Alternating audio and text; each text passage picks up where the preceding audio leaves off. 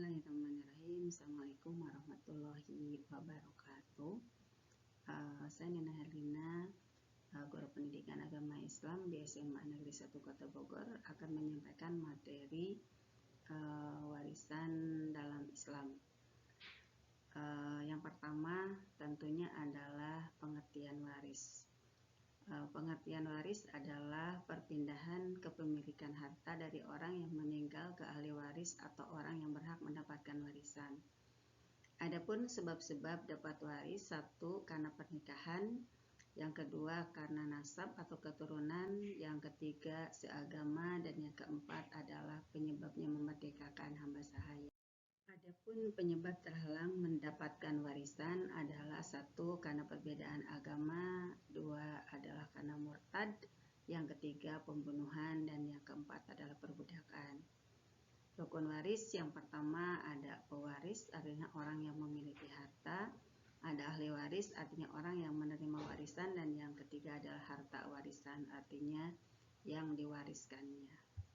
Adapun ketentuan sebelum harta dibagikan: satu, menyelesaikan utangnya. Kenapa? Sebab utang itu adalah orang yang akan menghalangi mendapatkan kebahagiaan nanti di akhirat, jadi harus diselesaikan dulu utangnya. Yang kedua, pengurusan jenazah. Jadi seluruh pengurusan jenazah itu diambil dari harta warisannya. Kemudian ada wasiat, dan ketentuan wasiat itu dari harta tidak boleh lebih dari sepertiga harta, dan ada zakat. Zakat yang mungkin seperti zakat yang sudah tentunya sudah dilihat haulnya, dilihat juga nisabnya. Adapun ketentuan pembagian harta warisan: satu, ada yang disebut dengan zawil furud. Zawil furud itu adalah ahli waris yang dapat bagian yang pasti, seperti setengah, sepertiga, seperempat, seperenam, seperdelapan, dan 2/3. Yang kedua adalah asobah atau sisa. Asobah itu bisa banyak, bisa sedikit, sangat tergantung kondisi atau posisi dia sebagai apa. Yang pertama ada yang disebut dengan asobah binafsihi. Ini adalah seluruh ahli waris laki-laki. Kemudian yang kedua ada asobah bigoirihi. Ini mendapatkan waris karena di situ berbarengan ada ahli waris laki-laki bersama perempuan. Seperti umpamanya kalau anak laki-laki saja dapatnya asobah binafsihi, tetapi kalau ada anak laki-laki dan perempuan dapatnya tetap asobah, tapi asobah bigoirihi. Dan yang ketiga asobah ma'agoirihi. Ini ahli waris perempuan bersama perempuan. Artinya dia mendapatkan waris karena ketertarikan, karena ada ahli waris yang perempuan yang mendapatkan hal yang sama. Yang ketiga adalah mahjub. Mahjub itu hijab atau terhalang mendapatkan warisan. Itu ada dua. Yang pertama yang disebut dengan hijab hirman. Hijab hirman adalah tidak mendapatkan sama sekali waris karena ada ahli waris yang lebih dekat. Seperti kalau dalam ahli waris itu terhimpun ada bapak dan ada kakek. Ini kakek tidak akan dapat warisan karena ada ahli waris yang lebih dekat, yaitu bapak. Kalau seandainya di situ ada ahli waris terhimpun, ada nenek dan ada ibu, ini tentunya ahli waris yang lebih dekat kepada pewaris itu adalah ibu, berarti nenek tidak mendapatkan.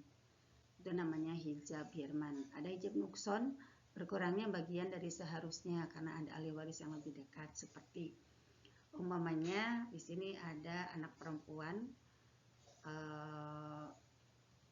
ada suami, contohnya adalah suami. Kalau suami itu akan mendapatkan setengah apabila tidak ada anak. Tetapi kalau ada anak berarti berkurang menjadi 1/4. Kemudian seorang istri apabila tidak ada anak dapatnya 1/4. Kemudian kalau ada anak dapatnya 1/8. Ibu apabila ada anak itu dapatnya 1/6. Tapi kalau tidak ada dapatnya 1/3. Jadi ini tetap dapat bagian tetapi berkurang bagiannya. Oleh karena itu disebutnya adalah hijab nukson. Adapun zawil furud yang pasti dapat dan tidak terhalangi siapapun, yang pertama adalah suami. Pembagiannya setengah apabila tidak ada anak laki-laki atau perempuan. Yang kedua dapat 1/4 tidak ada anak laki-laki atau perempuan. Kemudian kalau istri dapat 1/4 tidak ada anak laki-laki atau perempuan. Dapat 1/8 apabila ada anak laki-laki atau perempuan. Ibu dapat 1/3 tidak ada anak, cucu dan 2 orang saudara seibu, sebapa. Kemudian 1/6 apabila ada anak, cucu dan 2 orang saudara seibu sebapa.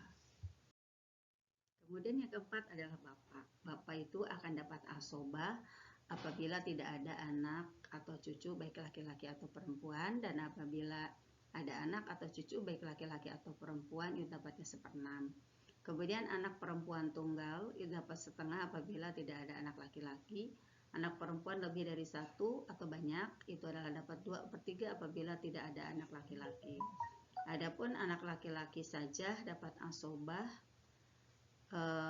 Anak laki-laki itu 1 ataupun banyak, tapi kalau hanya laki-laki saja tidak ada anak perempuannya itu dapat asobah binafsihi gitu, apabila tidak ada anak perempuan.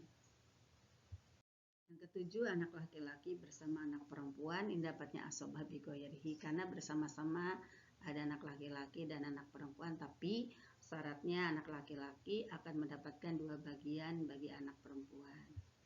Contoh pembagian waris. Seorang istri meninggal dunia, ahli waris yang ada, contohnya ada anak laki-laki tunggal, suami dan bapak. Suami dan bapak. Bapak tentunya adalah bapak dari istri tersebut, dari yang meninggal.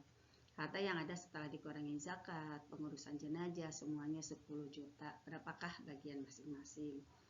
Satu, di sini ada ahli waris itu 3, anak laki tunggal, ada suami, ada bapak. Karena ada anak laki-laki tunggal berarti dapatnya asobah karena tidak ada anak perempuan. Kemudian ada suami dapat 1/4 karena ada anak laki-laki, dan ada bapak dapatnya 1/6 karena ada anak laki-laki.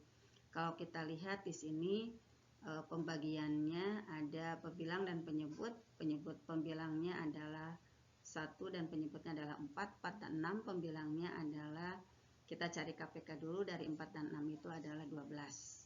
Berarti 12 itu dibagi 4 kali 1 dapatnya 3. Kemudian bapak 12 dibagi 6 dapatnya 2. Nah, kalau kita jumlahkan berarti ini bagian suami 3/12, bagian bapak 2/12, berarti sisanya adalah untuk anak laki-laki 7/12. Kemudian 7/12 kalikan harta 10 juta, makanya untuk anak laki-laki dapatnya 5.833. Kemudian untuk suami 3/12 kali harta 10 juta dapatnya 2,5 juta, dan untuk anak laki-laki, untuk bapak itu 2/12 kali 10 juta dapatnya 1.667. Demikianlah contoh daripada pembagian waris. Itu saja yang disampaikan. Akhirul kalam. Assalamualaikum warahmatullahi wabarakatuh.